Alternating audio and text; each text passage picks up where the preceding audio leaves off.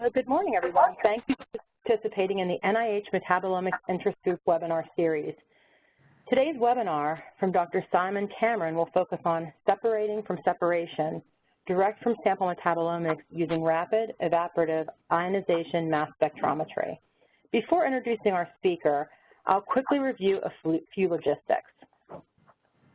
Should you experience technical difficulties, you can contact us through the questions box in the expanded control panel, by phone, or email. If you need to view live closed captioning, please click on the link that will appear in the chat box. At the end of Dr. Cameron's presentation, we will allow time for questions.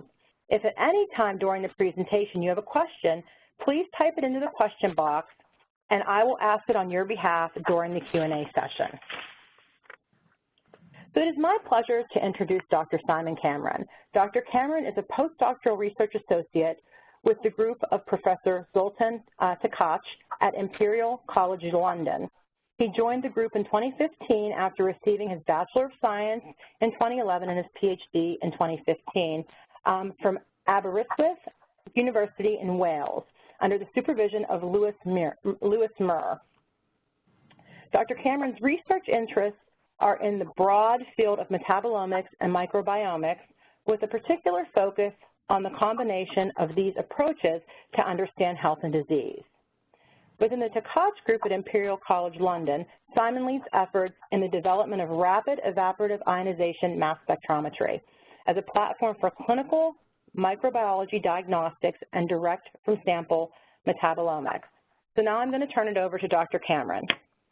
Okay, well, good afternoon from the UK and good morning if you're joining us from the US. Hopefully everyone can hear me now. Thank you very much for that introduction, Krista. So yeah, as Krista said, I'm going to talk to you today about rapid evaporative ionization mass spectrometry and how we're developing it at Imperial College London as a tool for direct from sample metabolomics. And I'm hoping that by the end of my presentation today, I'll be able to convince you that by separating from separation and traditional chromatography that a lot of mass spec is coupled with today, we can still generate a lot of very useful information in a much shorter space of time. So just a very brief disclaimer before I start. I'm giving this webinar in a purely personal capacity, and the opinions I'm going to express are solely mine and not those of any of the organizations and funders, Imperial College and the Waters Corporation, that fund a lot of our work at the college. All of the data I'm going to discuss is solely for the purpose of research and not for any commercially available product or diagnostic device or test. And some of the data I'm going to show has not yet been published. So in my webinar today, I'm going to give you a very brief outline to what REIMS is, how it works, and how we've developed it at Imperial into an automated high-throughput REIMS platform for a wide variety of application areas, and I'll talk you through three broad areas today, the first being in diagnostic microbiology, the second being in high-throughput screening for a range of different areas, and finally in direct from sample metabolomics. So REIMS is a type of ambient ionization mass spectrometry, and unlike traditional mass spec approaches, which are typically coupled with chromatography, which necessitates a chemical extraction of the sample, we can complete ambient ionization mass spectrometry in a matter of seconds compared to traditional approaches that take a matter of minutes and hours because of the extraction and chromatography steps that you have to take. And this is really because the actual mass spec analysis only takes a matter of seconds in terms of ion generation and the actual MZ analysis to kick out mass to charge ratios. So ambient ionization is able to analyze a sample really in its natural form under a normal atmosphere. And this means that we can generate mass spectral data from a sample in a matter of seconds. REIMS is capable of analyzing and generating data within about 1 or 2 seconds of sample analysis being initiated. And for me, one of the key aspects of REIMS is that it's able to analyze a sample in its native form. And although we do sacrifice some of the analytical sensitivity and resolution by not doing an extraction and chromatography, we're able to avoid some of the biases that can be introduced in terms of extraction and chromatography and really analyze the sample as close to its native form as possible. So rapid evaporative ionization mass spectrometry works on the principle of rapidly heating and evaporating a sample to release gas phase ions that can then be channeled directly to a mass spectrometer under the instrument's normal vacuum. And there's three main approaches that you can use for heating of a sample to release these gas phase ions. The first is dual heating, where you use electrical diathermy to heat and evaporate the sample. The second uses contact heating, where you use a very hot implement, such as a soldering iron, to really just stab into the sample and heat it rapidly, or radiative heating, where you can use a laser to heat the sample and generate these gas phase ions that you analyze with mass spectrometry. And regardless of the mechanism that you use for sample heating, you generate very similar mass spectra in terms of these gas phase ions that you analyze with the mass spec. And it's really the difference between these three approaches is simply what samples you're able to analyze. So the first application of REIMS and the primary invention or the primary problem it was invented to address is in the form of the iKnife, or the intelligent knife. This takes advantage of a fairly common technique in a lot of countries worldwide that's used in surgery today, and that's the electrosurgical RF knife that uses electricity to cut through tissue during surgery. But because it's using electricity, it can heat and cauterize the tissue to minimize bleeding. But one of the byproducts of this surgical approach is the generation of smoke that's released as the tissue is burned. So really in most operating theatres, surgeons want to get rid of this smoke to prevent it from obscuring the view of the surgery. But what my group leader Zoltan discovered was this: if you aspirate that smoke into a mass spectrometer, you can actually utilize the very rich chemical information that's present within that smoke to differentiate between cancerous and healthy tissue. And this is really the benefit of the iKnife in surgery, is it's able to tell the surgeon whether or not they're cutting through healthy or cancerous tissue. And this is particularly important in terms of margin detection in surgery, to ensure that the surgeon is removing as much, if not all, of the cancerous tissue to prevent any regrowth of the tumour. And just to give you an example of how this works, this is a video of a technician cutting through a biopsy that's been where the cancer cells have been stained in the middle, and a real-time view where the spectra is analysed within about a second of the sample heating can show that as soon as you reach that edge of the margin of the cancerous tissue, the real-time information is given back that it's a tumour, and as you then exit for the other side of the margin of that tumour, you're then told that you're back cutting through healthy tissue. So this is really a tool to give the surgeon real-time feedback about what tissue they're cutting through during surgery. So the development of REIMS has seen quite a fast-paced development over the last 5 or 6 years. It started off with the iKnife. The intelligent knife is the first mechanism of REIMS, the first application of REIMS, and this is really an ideal approach for the analysis of human tissue and things like animal meat. But in terms of the analysis of other samples, it can be quite limited. When I joined the group in the microbiology development of REIMS for microbiology and clinical diagnostics, we were using a modified surgical forceps in the form of a bipolar forceps model that's able to conduct a bipolar electrical current through the sample, which is picked up by the user to heat between these bipolar probes, and then the smoke is then aspirated into the small inlet on the forceps and then taken into the mass spectrometer. So this is used primarily for the analysis of things like microorganisms, bacteria and yeasts directly from a culture plate, and things like cell lines for a lot of things like human cancer cell lines. This is a really good technique. It's able to analyze an additional range of sample types compared to the iKnife as a standalone instrument. But in terms of automation and high throughput analysis, it's really quite limited. So what we did was attempt to sort of combine the benefits of the iKnife with the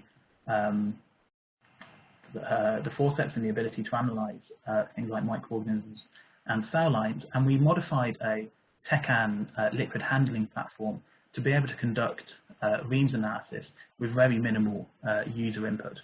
And this really just takes advantage of the liquid handling functions of the robotic platform, and in conducting liquid handling, it conducts REIMS by using a modified pipette tip that is able to conduct electrical current through a predetermined motion. So this is a tool that we developed at Imperial College London to allow much higher throughput with very minimal user intervention.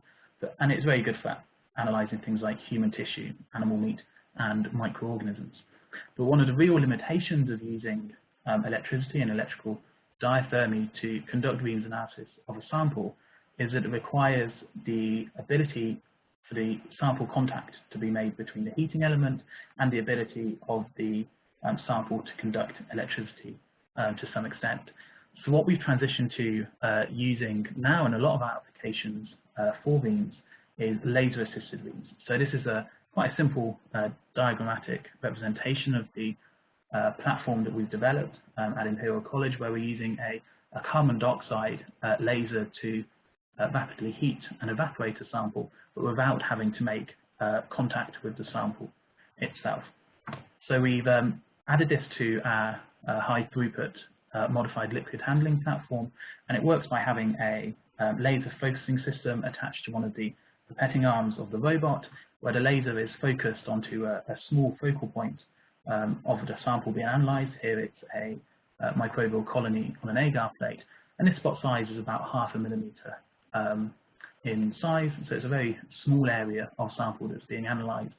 But during this analysis, we generate this aerosol, as you do with electrical diathermy, and attached to this laser focusing lens mounted to our liquid handling robot, we have a vapor capture head and transfer tubing where we can aspirate this aerosol directly towards a mass spectrometer that sits next door to our instrument.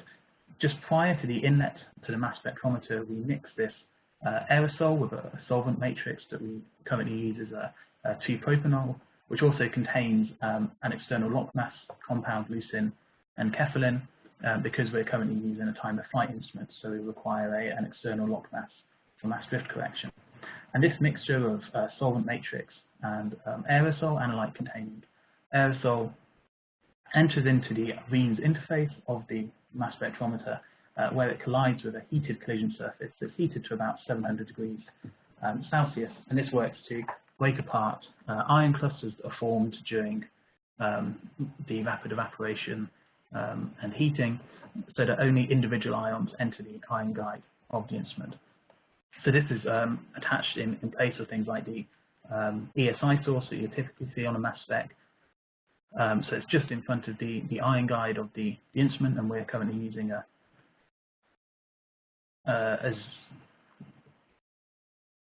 Zevo G2XS Q-top instrument. So this REIMS collision surface is just attached to the ion guide, just to the inlet of the ion guide of the instrument. So it really uses exactly the same mass spec instrumentation as you would use for things like electrospray ionization, but we just have a modified interface to the instrument for REIMS.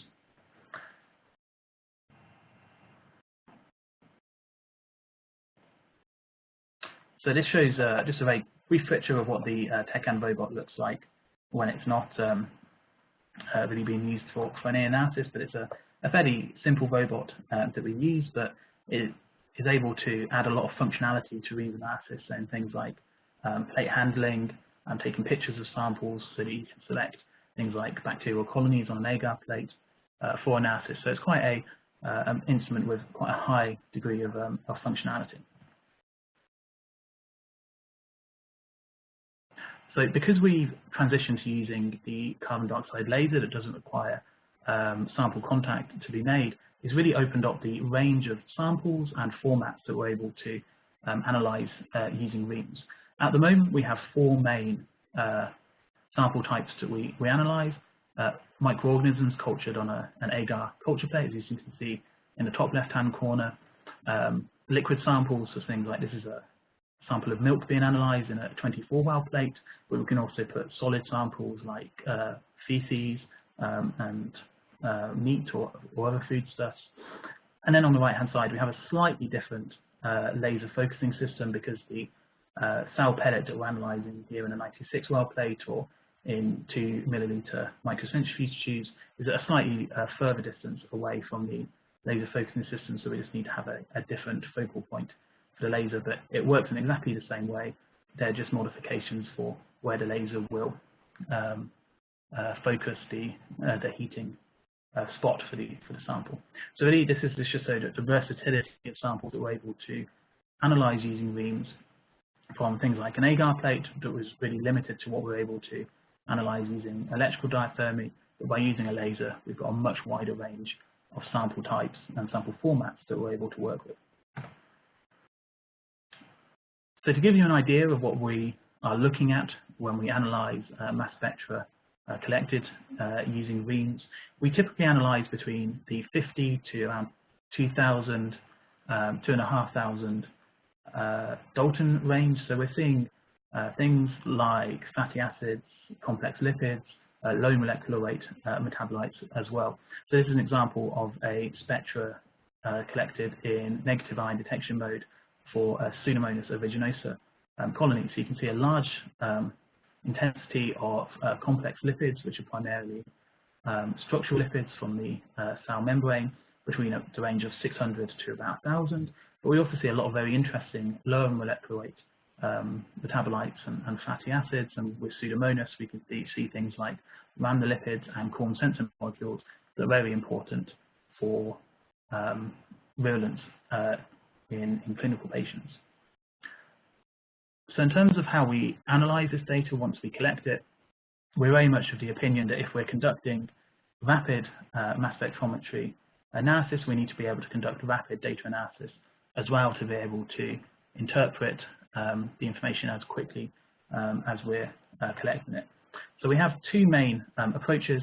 First, we use binning, typically to 0.1 Daltons, or fairly standard peat picking algorithms if we're interested in a slightly higher resolution.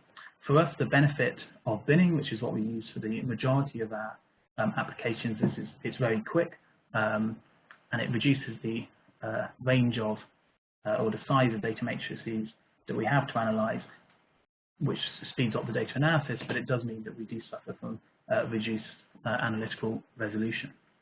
So we use binning primarily things like screening and in the clinical microbiology applications, and peat picking where we find that metabolite identification is going to be particularly important.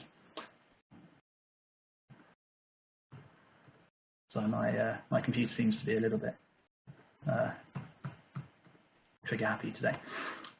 We then take this data, regardless of whether it's coming from binning or peat picking, and we use standard algorithms that you would use really for most other mass spectrometry approaches. We're particularly a fan of the random forest machine learning algorithm for REIMS data because it's very suited to the sort of data sets that we deal with, but we're also utilizing multivariate modeling approaches like PCA, PLSCA, and so on. So once we collect the data, we approach the analysis in very similar ways to a lot of other people in the wider metabolomics field. So now I've given you a brief introduction to what REIMS is and how it works, and sort of the platform that we're using for laser-assisted REIMS at Imperial College London. I'm going to give you a brief overview of the wide range of applications that we can use REIMS for that we're working on. The first is applications of REIMS to diagnostic microbiology, and this is really where most of the instrumentation development has focused on for REIMS, because this has been our sort of bread and butter work, but a lot of the modifications and improvements to the system that we've made to suit diagnostic microbiology has also opened it up to a much wider application field that I'll talk about towards the end of my presentation. So to give you a very brief overview of the workflow for bacteria, yeasts, and fungi, this is a standard approach for microbiology. You start off with a sample. It could be a swab, sputum, or something like a water sample if you're coming from environmental microbiology. And the first step is either enrichment, if you're only particularly interested in certain microbial species, or plating onto various agar media. You can then either enumerate the total amount of bacteria and identify, typically using biochemical or phenotypic tests for the traditional microbiology approaches. And then you can do things like antimicrobial resistance and susceptibility testing.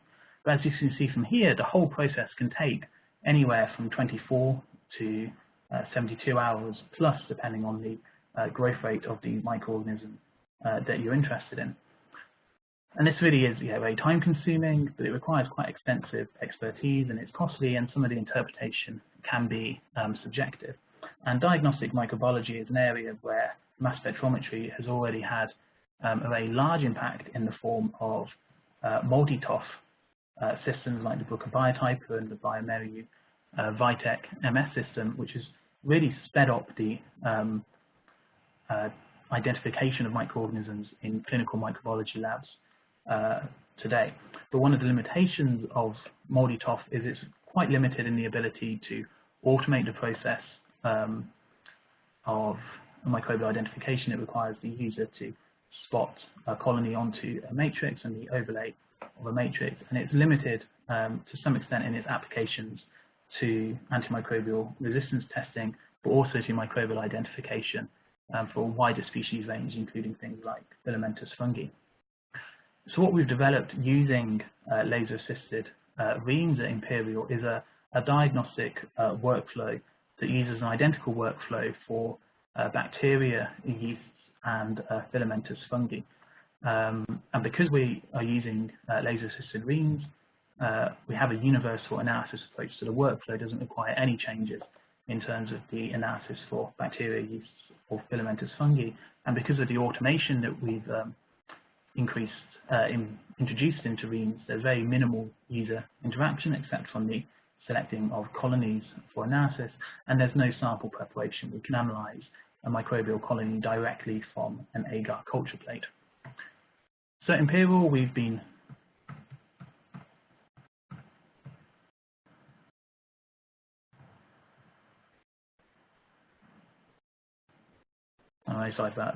at Imperial, we've been collaborating with a clinical microbiology diagnostic lab that serves about 1 million people in the northwest of London to develop a microbial identification reference model using clinical isolates. So this workflow is fairly simple. We collect isolates, we give a preliminary species identification using the diagnostic lab's multi-TOF instrument. We then do a species confirmation using DNA sequencing, and for each of the reference species that we're developing in our classification database, we use 15 isolates per species, and these isolates have been collected from 15 clinically distinct patients.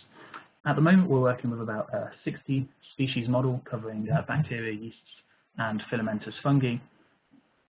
And we are using the random forest machine learning algorithm to develop the classification models that we use to identify an unknown isolate from an agar plate. So at the moment, with the species model, we are looking at about a 99.8% accuracy at the gram stain level, 98% to the genus level, and at the species level around 94 and a bit percent, which is very comparable to currently utilized mass spec platforms in the clinic.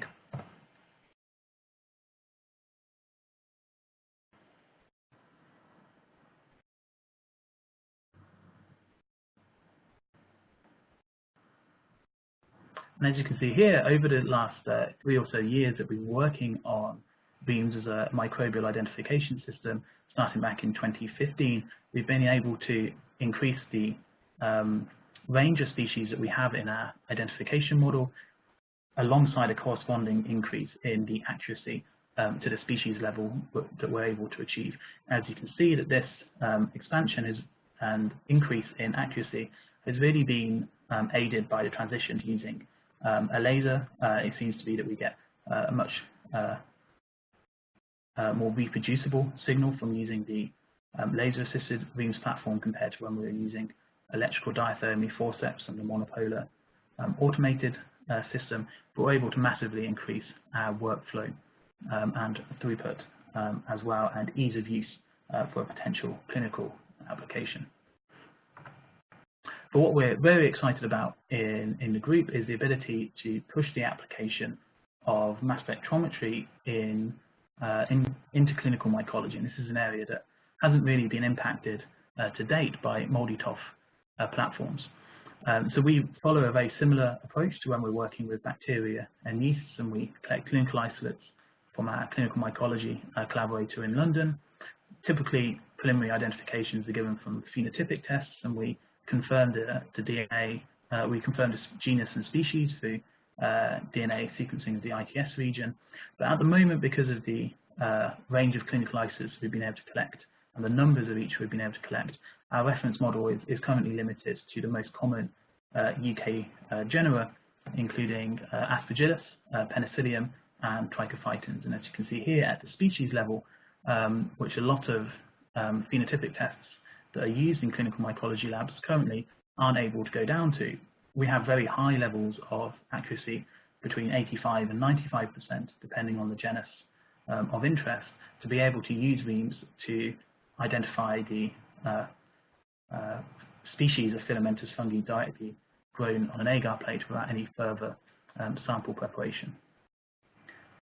And as I mentioned earlier, one of the limitations of MALDI-TOF platforms has been the ability to really impact on antimicrobial susceptibility testing, and this is really a very important area of modern clinical microbiology testing.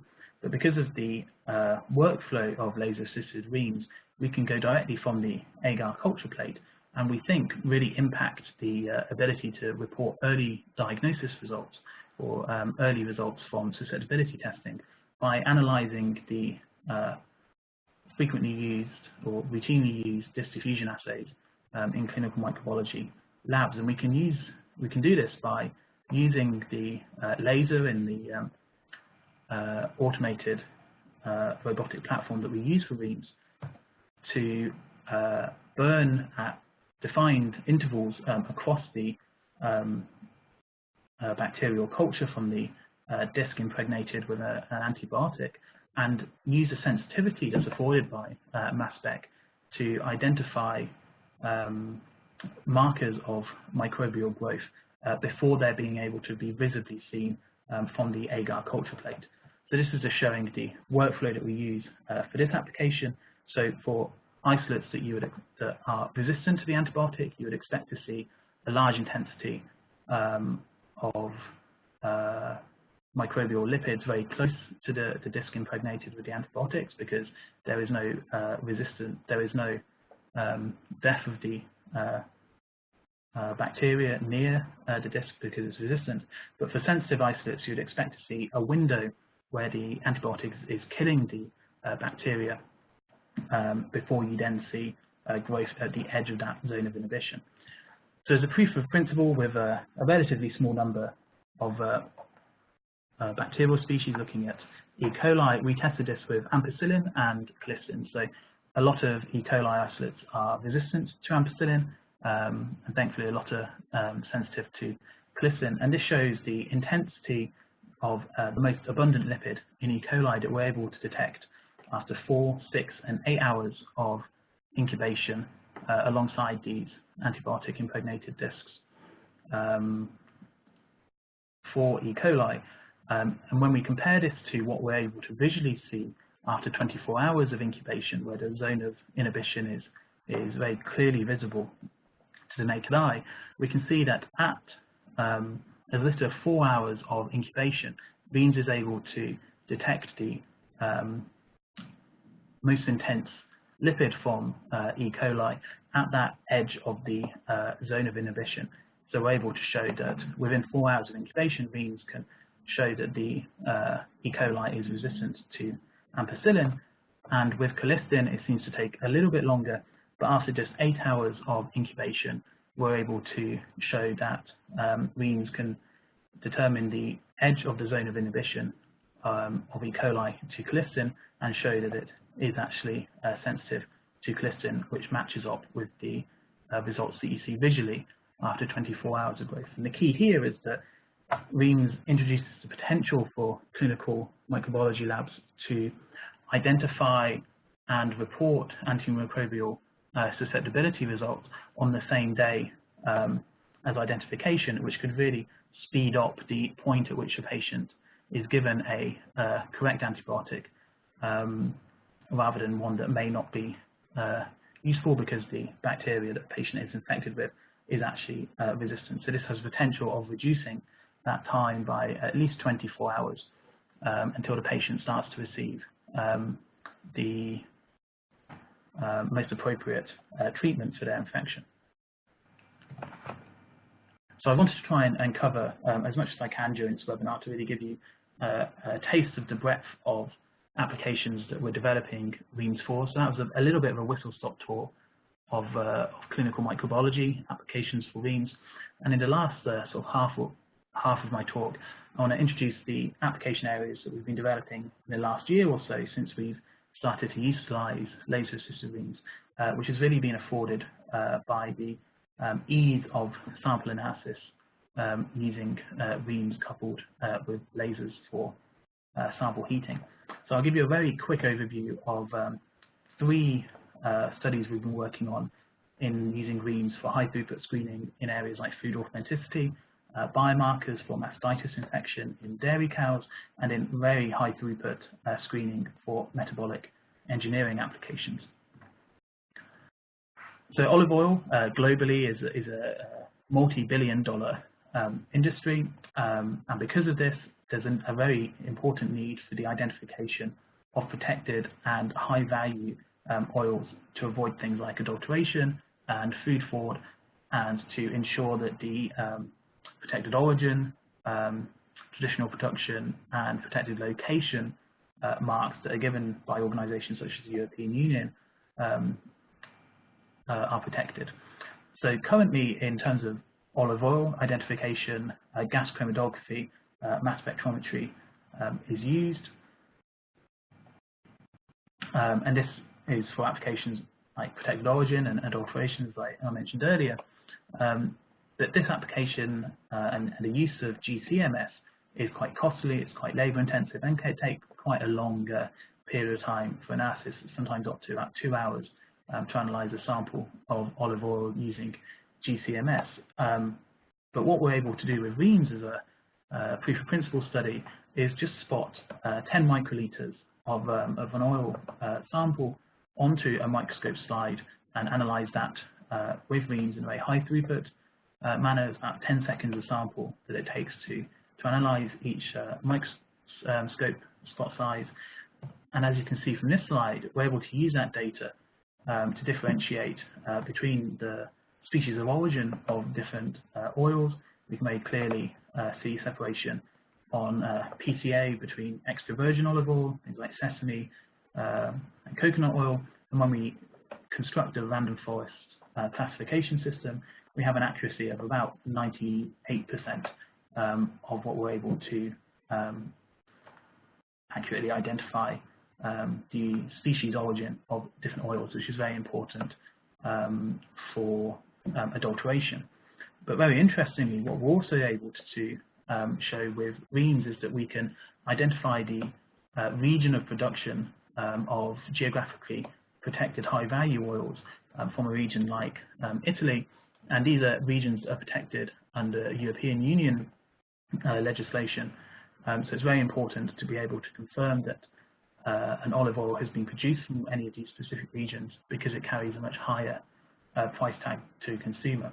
And here you can see that from 3 regions of Italy, Turadi, Toscano, and Valdi, we're able to use REIMS analysis and just use about 15 seconds of analysis time per sample to differentiate very clearly between different geographically protected high-value olive oils, which is potentially of a very important application for the field in terms of high throughput and reducing costs and potentially reducing the degree of adulteration and food fraud in the field. So the second application in terms of screening that we're particularly interested in, and this came out of a collaboration with the University of Cambridge, is using REIMS for a very high throughput system for the discovery of biomarkers for mastitis infection in dairy cows. And this is really because the economic and societal cost of mastitis in dairy cows is huge. In the US alone, there's about a $2 billion cost for mastitis in the US dairy industry alone. So globally, it's up to sort of tens of billions of pounds or of dollars cost of each year. And at the moment, diagnosis of mastitis is performed using traditional microbiology, which is typically very costly for dairy farmers, which means that they either resort to using very broad spectrum antibiotics because the cost of the diagnosis is too high to be economically justified, or the cow is cold to ensure that the infection doesn't spread to the wider herd. And as you can see here, it's very easy to tell the difference between cows with and without mastitis. The udder is clearly inflamed because of the infection, typically caused by one of three genera of bacteria, and the milk is very obviously different, and this leads to reduced cost, reduced profit to the farmer because of reduced income, and increase in the range of broad spectrum antibiotics. But what's also important is the subclinical detection of mastitis, because these cows are shown to be producing less milk, so less revenue for the farmer. But this is a case where antibiotics should be used to treat the cow, but the clinical diagnosis of mastitis hasn't been achieved. So the dairy farmer doesn't know to treat these cows with antibiotics to prevent the spread of mastitis through the herd. So as I mentioned earlier, current diagnostic methods for mastitis require culturing.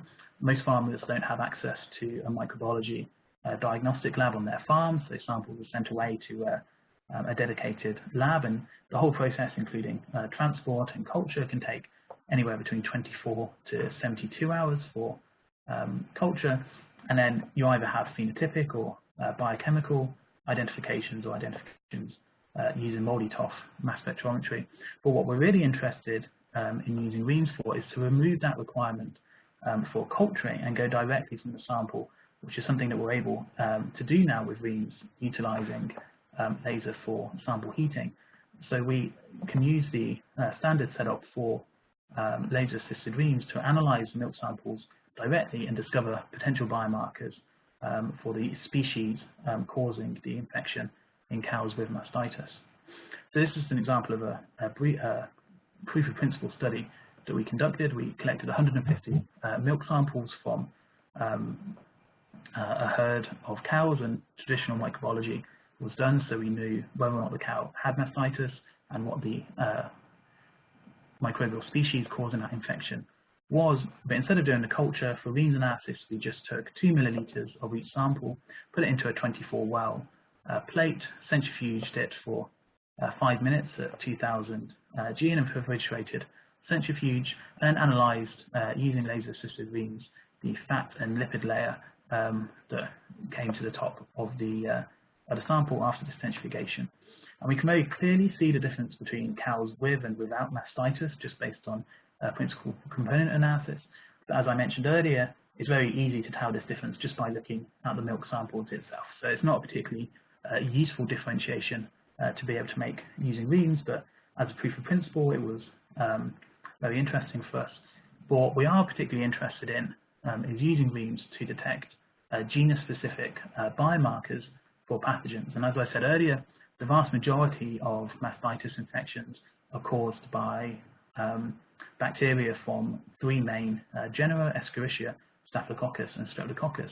And by looking at the biomarkers within the REIMS spectra, we're able to identify a large number of genus-specific pathogen biomarkers for these very important mastitis pathogens, which allows us to identify the causative organism, at least at the genus level, which allows for a much narrower range of antibiotics to be prescribed, which improves the societal cost of mastitis.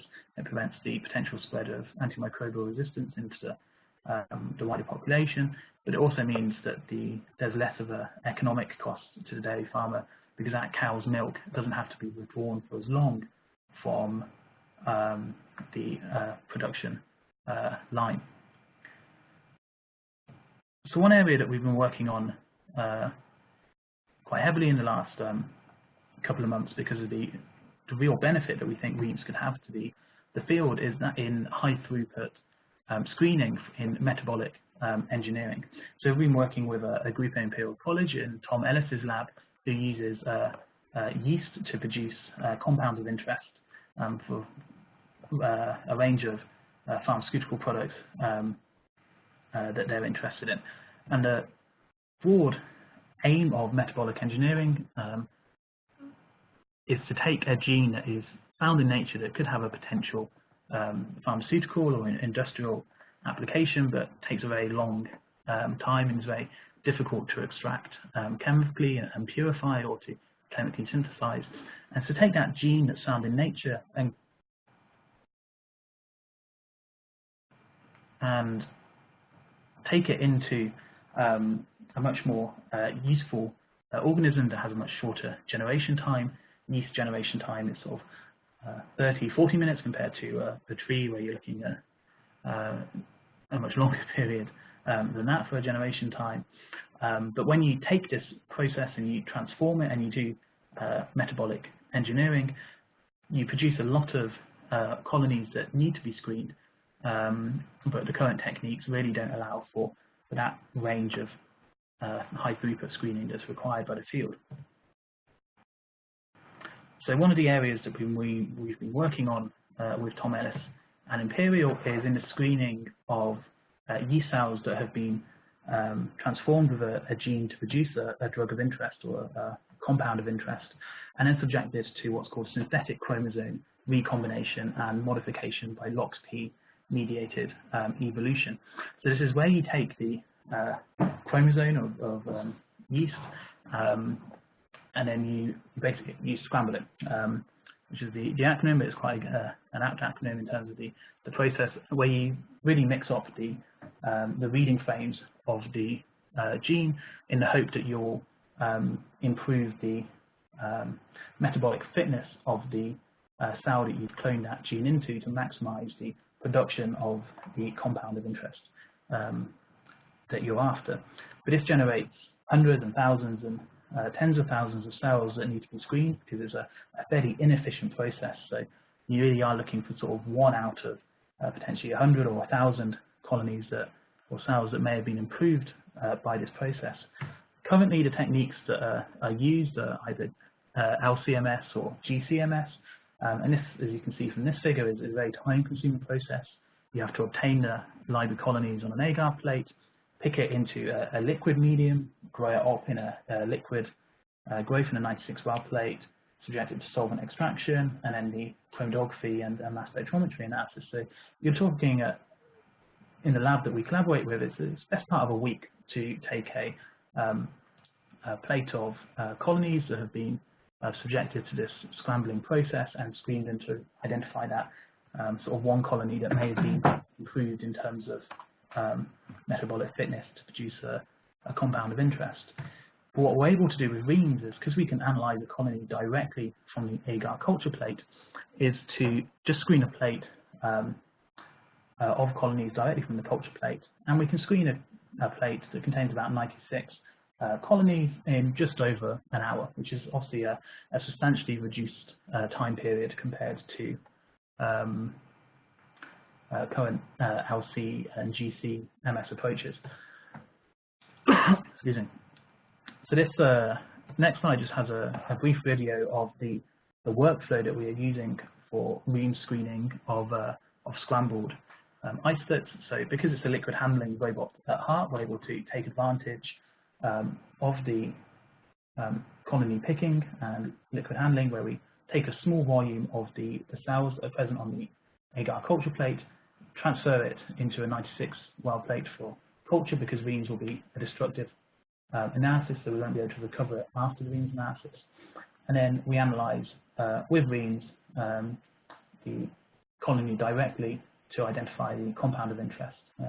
Here it's methylenic acid that's being produced by the cell. So as I said, we can do a screen of a 96-well or 96 colonies on an agar culture plate in just over an hour, about an hour and 10 minutes it takes us.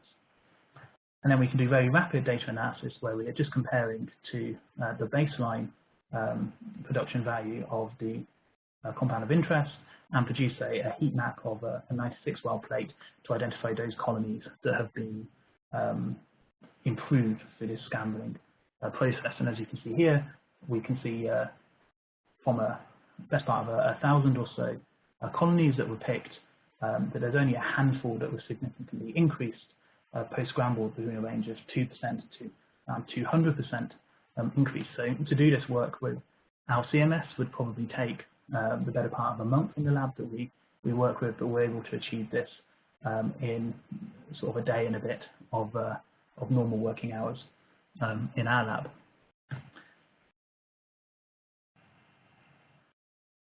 So finally, to end, I just want to go through a couple of proof of principle studies that we've conducted in terms of direct from sample metabolomics, and quite a shallow view of the data analysis that we've achieved, but just to show that the range of the analytical range of REIMS is suited to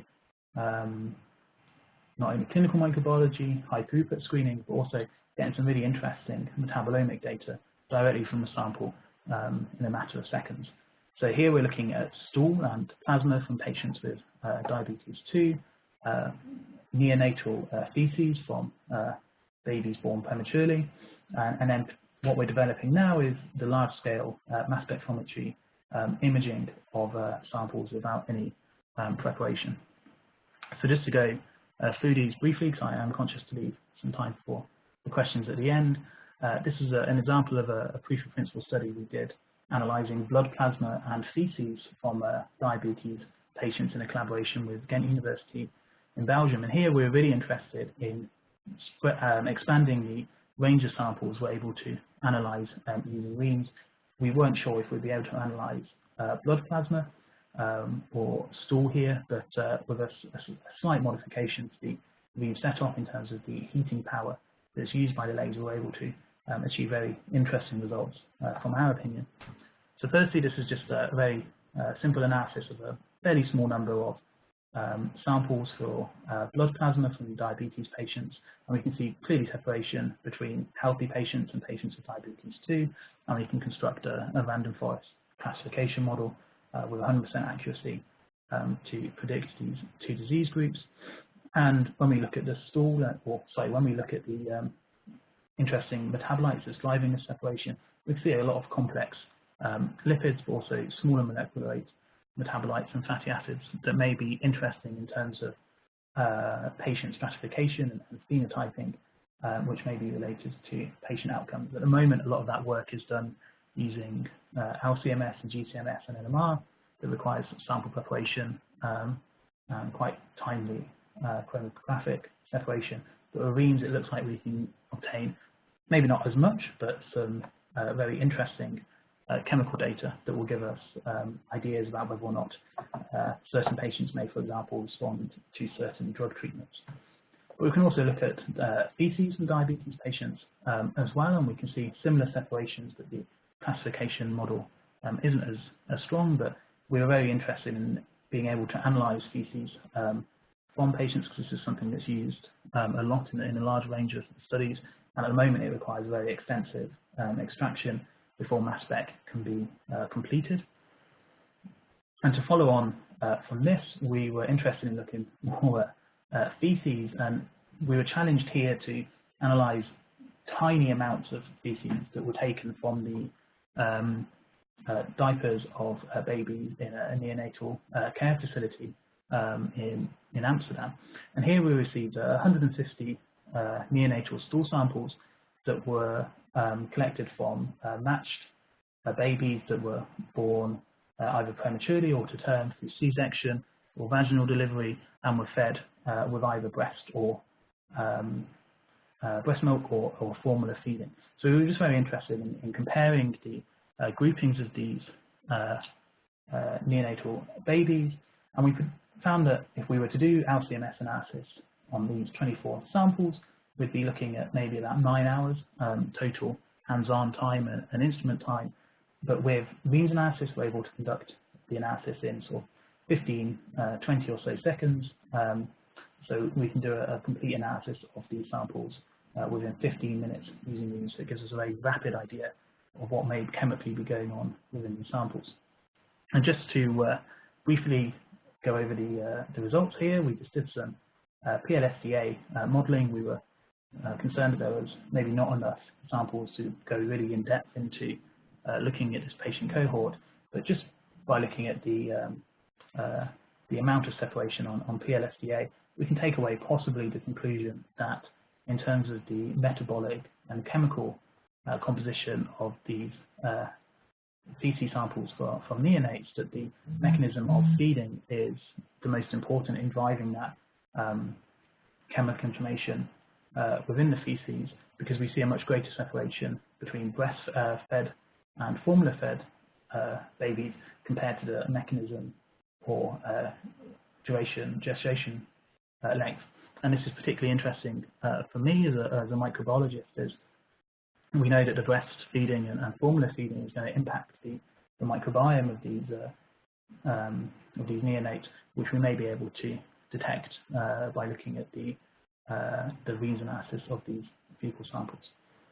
So very briefly, at the end, one area that we're particularly interested in is developing REIMS for large-scale mass spectrometry imaging. This is primarily because the robot that we use is capable of performing very small movements of about 0.1 millimeter movement of the robotic arm in each time, so we can very quickly and quite rapidly, or a fairly high spatial resolution, look at the chemical information that's present within a sample in a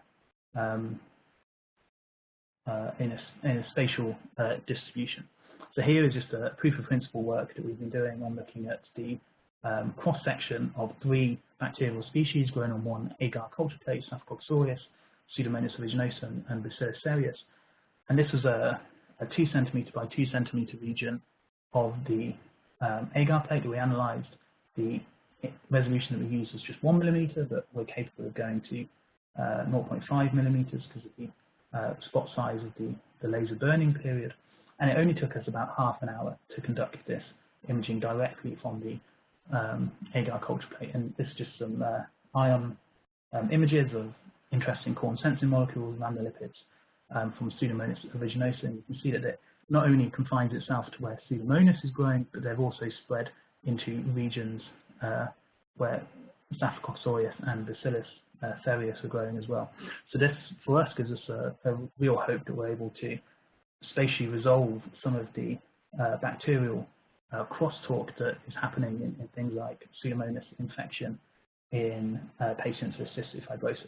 But it moves us beyond just looking at the global chemical makeup of a sample to looking at spatially resolved metabolomics for things like bacterial co-culture, but potentially samples including feces. So just to end, this is just to give you an example of the range of samples that we've analysed with REIMS so far: olive oil, feces from humans, cows, pigs. We looked at mouse pellets and rat pellets as well, foodstuffs like cheese, milk, meat, clinical samples such as blood and urine, but environmental samples such as plant leaves as well, all using pretty identical workflows for one another. The only thing we have to change is the heating power of the laser. But really, I hope I've been able to convince you that the application range of REIMS is really diverse, and this is because we've transitioned to using a laser to really broaden the analytical range of our platform. So just to end with some take-home messages for us, and I'm more than happy to answer any questions, is the transition to the laser-assisted REIMS has really broadened our analytical range of the platform and the samples that we're able to analyze, and this range of application has moved from just looking at animal tissue and meat samples to looking at a whole range of analytical samples, from screening to imaging. And really for us, the high throughput and automated nature of the REIMS platform that we have is essential for a lot of the applications that we're working on. But we are still interested in reverting back to maybe rapid separation by pairing REIMS with analytical approaches such as high mobility separation in the future that will help us to maybe look at a greater analytical resolution that we're able to achieve using REIMS. So with that, I'd like to thank you very much for joining this webinar today. Thank you to the NIH for the invitation, and to thank the very large group and multidisciplinary team that works on REIMS at Imperial College London, the Waters Corporation, and our collaborators within the NHS, University of Cambridge, Ghent University, and the University of Amsterdam. And with that, I'm more than happy to answer for any questions. Great, thank you, Dr. Cameron. We do have 3 questions. I know it's sort of the top of the hour, but I will, since these questions came in during, we will take the time to answer them. So if you all would like to stay on the line for a few minutes, that would be great. The first question is MS2 data needed to validate the metabolite identification? Yes, definitely. So we have been working on incorporating automated MSMS into the instrument. It's more of a technical issue with how we can control the mass spec, but yes, we definitely will still need MSMS to confirm metabolite identification. Great, thank you. The next question is, does it make sense to increase the data acquisition time to have more confidence about the stable ion and relative intensities across samples? Yeah, so at the moment we acquire 1 scan a second using the QTOF instrument, and we typically analyze a sample for about 8 seconds or so. So we have 8 scans or so of data at 1 second. I think it's dependent on the application. For things like screening, where we just kind of want to narrow down the range of samples to look at, to maybe follow up with a more in-depth mass spec technique, I think it's enough just to look at that small number of scans to give us an idea of what the chemical information that we're going to see in the sample is. But we have done some work on the reproducibility of REIMS signals, and it seems to be incredibly reproducible within the sample. So even collecting for just a few seconds gives us the confidence that what we're observing is there. If we start doing MSMS on the samples, then we will have to acquire for a much longer period of time. But I think that's a different application area to some of the high throughput screening that we're working on. Thank you. And then we do have one last question, and I think we have plenty of time to answer it here. In reality, we may be more interested in pathogenic microbes, which are probably mixed with others. When they are all mixed, how accurately can we predict the strain and quantity proportionally? So I think REIMS will always potentially struggle with quantification in terms of the colony forming units that will be there. In terms of mixed cultures on an agar plate, we've done some work on mixed cultures where we've artificially mixed cultures. I haven't shown it in this work, but we've also done some work looking at clinical urine samples as well. And the key for us there is looking for species-specific biomarkers. So similarly to the mastitis work. So it's rather than looking at the whole spectra and doing sort of a fingerprinting approach like a lot of the MALDI-TOF platforms use. We have the analytical resolution to be able to look at